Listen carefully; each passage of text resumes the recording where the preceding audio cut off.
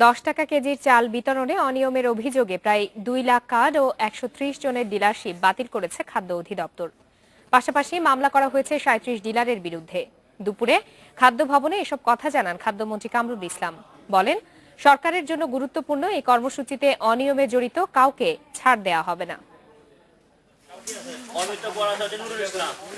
দরিদ্রদের জন্য 10 টাকা কেজিতে চাল বিক্রির সরকারি উদ্যোগ প্রশংসা পেলেও শুরুতেই অনিয়ম দুর্নীতির অভিযোগে দেশজুড়ে শুরু হয় বিতর্ক।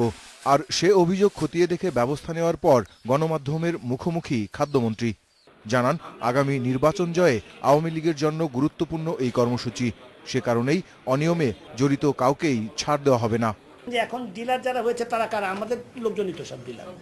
ডিলার তো আমি বিএনপির লোক নাই, কেউ আছে, আমি তাদের বিরুদ্ধে ব্যবস্থা নিয়েছি, কোনো ছাড় দেই নাই। কিন্তু দুদক মামলা করেছে, তারা গ্রেফতার হয়েছে। কোনো অবস্থাতেই আমরা বিতর্কিত হতে দেব না, এটা আমাদের অঙ্গীকার।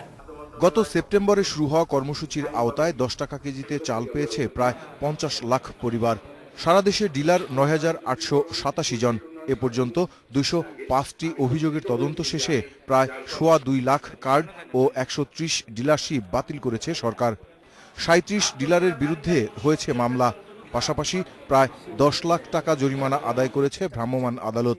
আমরা বলবো আমরা স্বচ্ছ মোটামুটি করে নিয়েছি, তারপরে কিছু ভুল ত্রুটি থাকতে পারে।